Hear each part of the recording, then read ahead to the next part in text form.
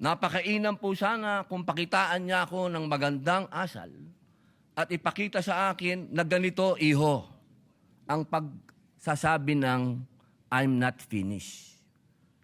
Hindi yung I have the floor with the burning eyes and the very high voice.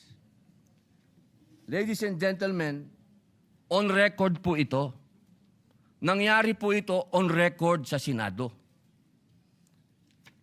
Humihingi po siya ng pag-abot ng kamay sa akin, hindi na on record. Paano ko po tatanggapin ng kamay niya? Ginawa niya yan on record. Kaya sana po, hinihingi po natin bilang pakikiisa sa aking dasal, na siya ay, kung siya talaga ay nais niyang mag-abot ng kamay, on record. Sabihin niya mismo sa plenaryo na siya ay nagkamali. Katulad po ng ginawa ni Senator Lacson na tumayo kanina at nagsabing siya ay nagkamali. Hindi po ito usapin ng lalabas tayo sa media at sasabihin mong balat sibuyas ako. Di tapon na natin itong rules of the Senate. Tapon na natin to. Di pa natin pala susundin eh. Mga mahal kong kasama, ang sinasabi ko dito, tanggalin natin yan sa record dahil ayokong mababasa yan ng aking mga anak at apo na ang isang Muslim senator ay sinisigaw-sigawan dito sa plenaryo. Yun lamang po. Maraming salamat po sa binigay niyong pagkakataon. Thank you very much, Senator Robin Padilla. We recognize once again Senator Kiko Pangilinan. Thank you, Mr. President.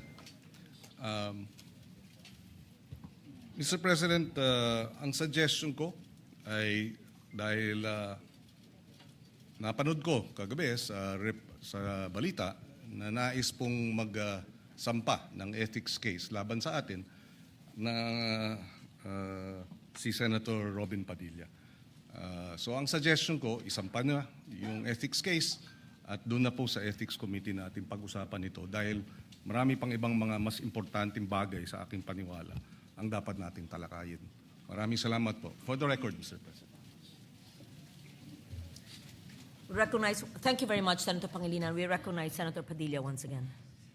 Wala na po siguro mas importante kung rules of the Senate ang pinag-uusapan natin. So, ang ibig pong sabihin ba niyan na hindi kayang mahumingi ng paumanhin ng isang veteran senator? Para sa kanyang pagtaas ng boses? Yun po ba? Nakikita ko po ang matamis ng ngiti ni Senator Kiko Pangilinan.